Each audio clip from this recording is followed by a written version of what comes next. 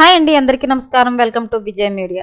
Senior సిటిజన్లకు మరొక కొత్త పథకం, నెలకు 10,000 పెన్షన్. కేంద్రం సంచలన నిర్ణయం, లేటెస్ట్ అప్డేట్ రావడం జరిగింది. సో దానికి సంబంధించిన పూర్తి వివరం చెప్పడం కోసం నేను ఈ వీడియో చేస్తున్నాను. వీడియోని ఎక్కడ స్కిప్ చేయకుండా పూర్తిగా చూడండి. అప్పుడే నేను చెప్పే సమాచారం మీకు బాగా అర్థమవుతుంది. అలాగే వీడియో నచ్చితే కనుక వీడియోకి లైక్ ఇచ్చి మా ఛానల్ సపోర్ట్ చేయండి. కొత్తగా ఎవరైనా మా ఛానల్ చూస్తున్నట్లయితే కనుక తప్పకుండా సబ్స్క్రైబ్ చేసుకోండి. అప్పుడే నేను పెట్టే మరిన్ని అప్డేట్స్ అన్ని నోటిఫికేషన్కి అయితే వస్తాయి. అలాగే వీడియోని లైక్ చేయడం వల్ల వీడియో కొంతమందికి రీచ్ అయ్యి ఇన్ఫర్మేషన్ మరికొంతమందికి అయితే రీచ్ అవుతుంది. సో లేట్ చేయకుండా ఆ వివరాలు ఏంటో చూద్దాం. మన దేశంలో వృద్ధుల జీవితాల భద్రత కల్పించడానికి మన భారత ప్రభుత్వం నుంచి వస్తున్న ఈ వార్తలు ఇటీవల మరింతగా పెరుగుతున్నాయి. అంటే ఇప్పుడు మన కేంద్ర ప్రభుత్వం అనేక జీవిత పథకాలను విడుదల చేస్తుంది. అదేవిధంగా ఇప్పుడు యూనిఫైడ్ పెన్షన్ స్కీమ్ 2025 అనేక కొత్త పథకం విడుదలైంది. ఇప్పుడు ఇది సాధారణ సీనియర్ సిటిజన్లకు నెలకు 10,000 పెన్షన్ అందించే పథకమని కొన్ని వర్గాలు తెలియజేశాయి. ఇప్పుడు మీరు కూడా ఇది ఏ పెన్షన్ పథకం అని ఆలోచిస్తున్నారా? ఈ పెన్షన్ పథకానికి దరఖాస్తు చేసుకోవడానికి అర్హతలు ఏమిటి, అవసరమైన పత్రాలు ఏమిటి, మరియు ఎలా దరఖాస్తు చేసుకోవాలి? పూర్తి సమాచారం ఇప్పుడు ఈ పథకం వివరాలు తెలుసుకోండి.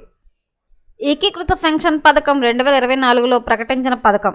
ఇప్పుడు ఈ పథకం 2025 ఏప్రిల్ 1 నుండి అమల్లోకి వచ్చింది. ఇది కేంద్ర ప్రభుత్వ ఉద్యోగులకు మాత్రమే పరిమితం. అంతేకాకుండా ఈ పథకం సాధారణ వృద్ధులకు మాత్రమే పరిమితం కాదు.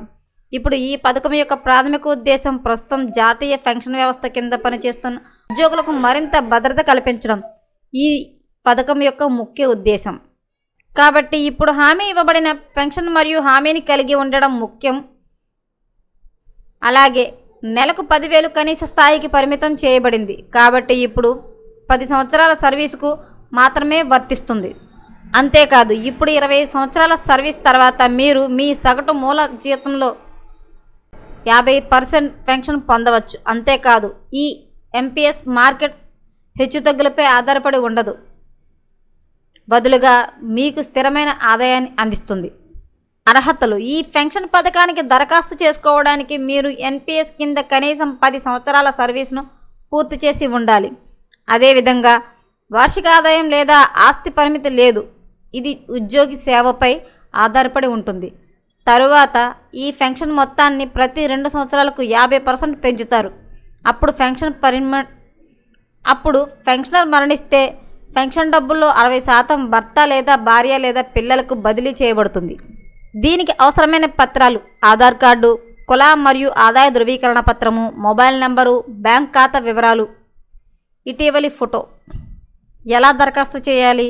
ఇప్పుడు మీరు కూడా ఈ దరఖాస్తును ఆన్లైన్లో సమర్పించడానికి ప్రభుత్వం పెన్షన్ స్కీమ్ పోర్టల్లోకి లాగిన్ అవ్వాలి. ఆ తర్వాత మీరు మీ ఎన్పీఎస్ ఖాతా నెంబర్ మరియు సేవా వివరాలను పూరించాలి. తర్వాత పైన పేర్కొన్న అన్ని అవసరమైన పత్రాలను సరైన పద్ధతిలో అప్లోడ్ చేయండి. ఆ తర్వాత మీ మొబైల్ నెంబర్కు పంపబడిన ఓటీపీ ధృవీకరణతో దరఖాస్తును సమర్పించండి. మీరు కూడా పెన్షన్ ప్రయోజనాలను పొందవచ్చు. కేంద్ర ప్రభుత్వం అయితే కనుక సీనియర్ సిటిజన్లకు మరొక కొత్త పథకం అయితే తీసుకొచ్చింది. ప్రతి నెల 10,000 వచ్చే పెన్షన్ పథకాన్ని అయితే తీసుకురావడం అయితే జరిగింది. దీనివల్ల సీనియర్ సిటిజన్లకు అయితే బాగా ఉపయోగకరంగా ఉంటుందని చెప్పేసి కేంద్రం అయితే నిర్ణయం తీసుకోవడం జరిగింది. సో ఎప్పటికప్పుడు మరిన్ని అప్డేట్స్ కోసం మా ఛానల్ తప్పకుండా సబ్స్క్రైబ్ చేసుకోండి. Thanks for watching.